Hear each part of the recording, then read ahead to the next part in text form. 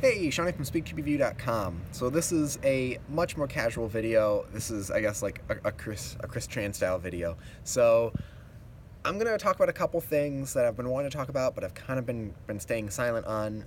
Before I do that, my wedding season, where I play at weddings, has kind of passed, so I should have some more time in my hands pretty soon, although I might be moving, so that's going to be filled up with other time. But I hope to start the podcast up again.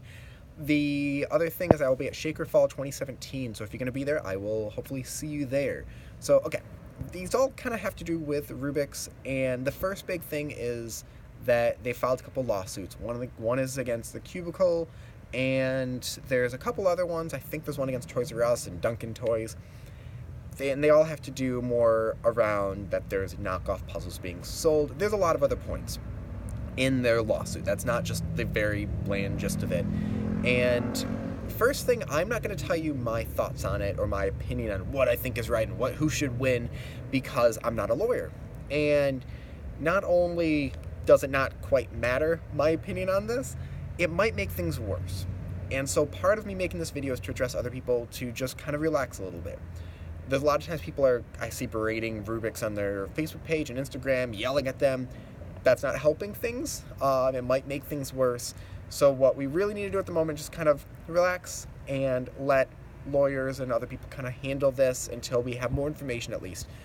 So I'll put a link in the description to where you can read a little bit more about it, or find a forum where other people are talking about it. You can discuss there. But as far as that goes, let's just sort of wait and see what happens and let Cubicle and Toys R Us and things like them kind of figure it out. The other big thing, this popped up today. It's a RedBull Rubik's World Championship. I don't know exactly what it was called, but it's going to be this tournament where I guess there's regional events and then this big event where there's like head-to-head, and there's different events where it's a lot of head-to-head kind of stuff. I think there's 3 big ones, and it actually looks kind of interesting. But a lot of people are freaking out as if this is trying to shut down the WCA.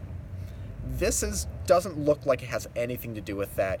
I don't think Shaker Fall wouldn't happen because of this. Even if, let's say, this RedBull thing took off and a bunch of people loved it and it got on TV and people watched it, that could be great. That could get more people into cubing. And yeah, it might look different than how we're used to it, and it might seem more competitive or whatever, but it's still a thing.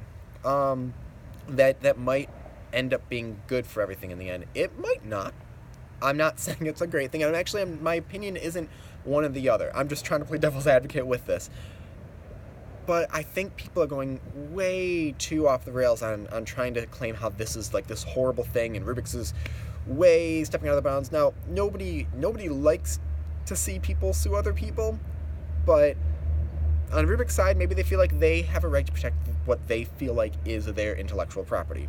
But again, I'm not a lawyer. I'm not taking one side or the other, and I'm just really kind of making this video to say to everyone, just relax a little bit and just let things kind of fall. Stop going online and berating other people and yelling at them and telling them how they're horrible and whatnot.